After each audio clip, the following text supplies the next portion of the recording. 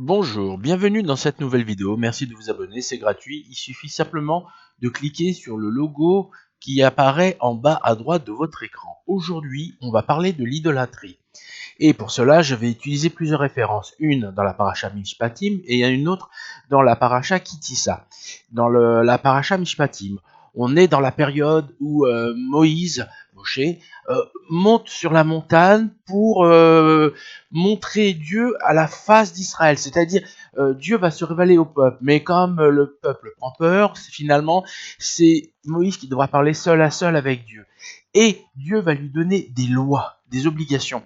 Et une de ces lois, c'est celle que vous pouvez lire. Ne m'associez aucune divinité, Dieu d'argent et Dieu d'or.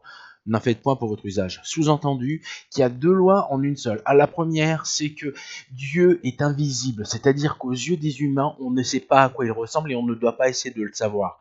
Deuxièmement, Dieu ne veut pas qu'apparaissent dans sa proximité ou en opposition à lui des dieux, des idoles. Donc, ces lois sont faites vraiment pour dire que nous avons un Dieu qui a dit, voilà, à partir d'aujourd'hui, je suis votre Dieu. Nous avons fait un pacte d'alliance. Si vous vous conduisez bien vis-à-vis de moi, je me conduirai bien vis-à-vis de vous. Et ce peuple, lorsqu'il a entendu l'ordre de Dieu, ils ont dit, ok, pas de problème, on va le faire.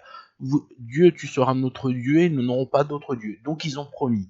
Malheureusement, bien plus tard, on le verra dans la paracha Kitissa, ce peuple va trahir. Qu'est-ce qu'il va faire? Il va construire un dieu en or, le veau d'or, le fameux veau d'or. Pourquoi je parle de tout ça? Simplement parce que lorsque l'on promet ou on s'engage vis-à-vis d'une tierce personne, on se doit de tenir nos engagements. Par exemple, si je devais parler d'une situation de mariage pour un couple, l'homme s'engage à être fidèle. Et sur le même principe, dans cette illustration qu'on a pu voir, le peuple a trahi. Donc, il s'est passé ce qui s'est passé, et plus de 1000 hommes ce jour-là sont morts.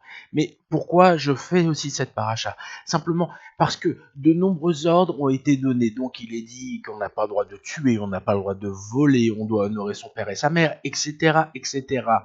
Mais les gens ne prennent pas conscience de la portée que représente le fait de pratiquer de l'idolâtrie, c'est-à-dire s'être engagé vis-à-vis d'un Dieu et ensuite lui tourner le dos pour se tourner vers des idoles, c'est-à-dire d'autres dieux.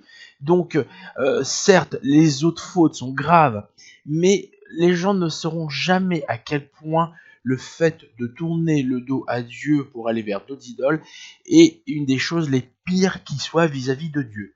Voilà, cette vidéo est finie. Merci de vous abonner. À bientôt.